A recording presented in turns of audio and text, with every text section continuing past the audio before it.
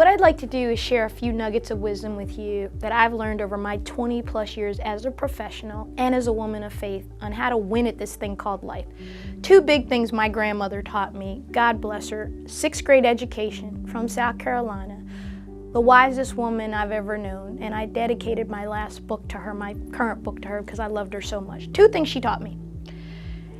Know your front row. What does that mean? Know your front row. Another way of saying that is who's in your circle. You know, leadership principles teach us this. The 5 people that you know and that you spend the most time with determine your life. Now think about that for a moment. Who's talking to you on a day-to-day basis? Who's speaking life into you, or who's speaking death to you? What do I mean by that? The word says the power of life and death are in the tongue.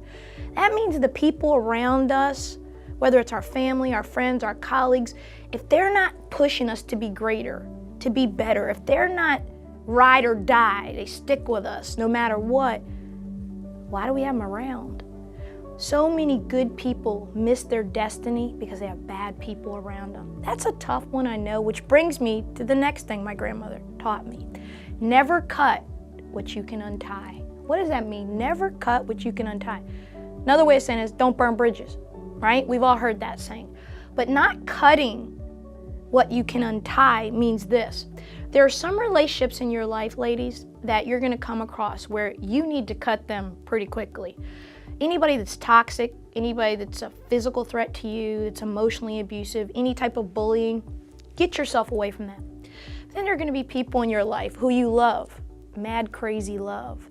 They're gonna be annoying sometimes. Sometimes you just need to step back. You just need a break, untie. You see, when we untie things and we untie relationships, we can put them back together again. Sometimes we need a breather. Sometimes we need to check ourselves, evaluate ourselves. Sometimes we just need a little space.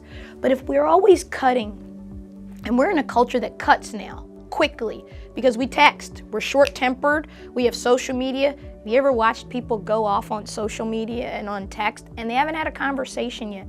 Don't do that. Give people an opportunity to talk to you. Give yourself an opportunity to talk to people. So when you untie things, you can put them back together again. So make sure you know the difference between cutting and untying.